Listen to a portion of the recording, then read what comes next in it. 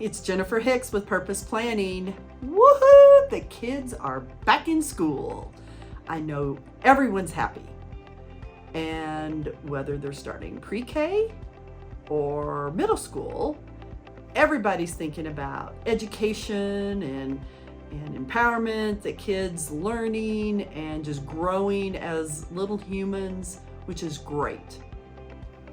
But it's also the time of year that people start asking us about 529s, education, further education down the road. So as you're thinking about your grandkids or kids starting school, or maybe you're just having your first grandchild, maybe a 529 is something you want to consider. And a way to consider it is as a gift instead of a Christmas gift for a child that already has 4,000 toys. I speak from the heart, knowing this.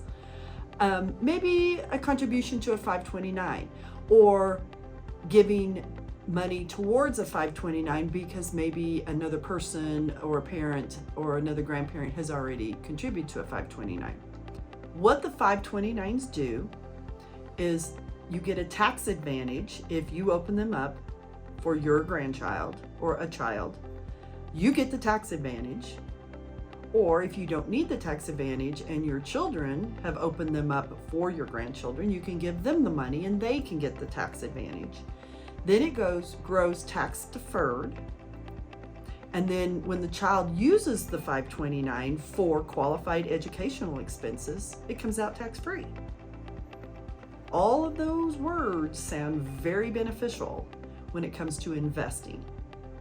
So the other advantage is if the child doesn't use the 529, because our children and grandchildren are geniuses, and they get a full ride to a school, they can convert a portion of the 529 into a Roth IRA for them in the future.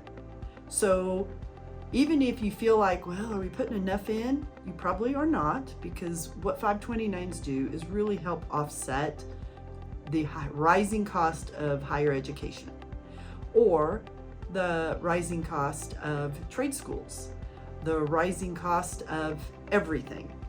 But if you do put more money in than the child needs, the out is the child now has money available to go into a Roth. It's a great feature they just added, and we have clients starting to use that now. So definitely consider a 529. The real value of the 529 is the conversation. It's the conversation with your children or the conversation with your grandchildren. It's the conversation of valuing education, valuing savings, learning from your experiences. It's the conversation of planning ahead, looking ahead.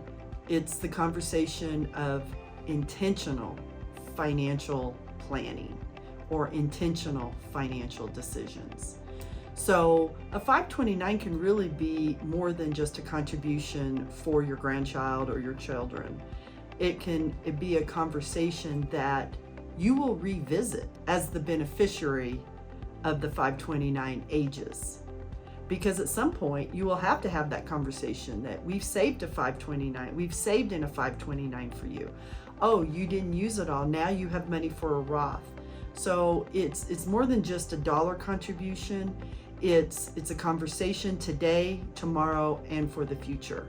It's the value of looking forward, planning ahead, and the future, whatever the future brings for them. So finally, 529s are flexible as far as the spending goes. 529s are great options, but they are state specific. So depending upon your state, 529 may not be the best option. But the other thing you can do is look at the state of where your children or grandchildren might be living or going to school. And there's also prepaid tuition programs. So even though my granddaughter lives in a state without a 529, and I've contributed to her prepaid tuition program for that state. I've also got her a 529 that I hold on her half. So we have a combination depending upon where she's going to go, what she's going to need, and what she's going to do. So it's very state specific. We're very well versed in 529s and in many states across the US. So if you have a question, give us a call and we'd be happy to go over what the benefits and what maybe the challenges are and how you can contribute to your children or grandchildren's education and future. We're here if you need us. Yay, kids are back in school. Have a great fall.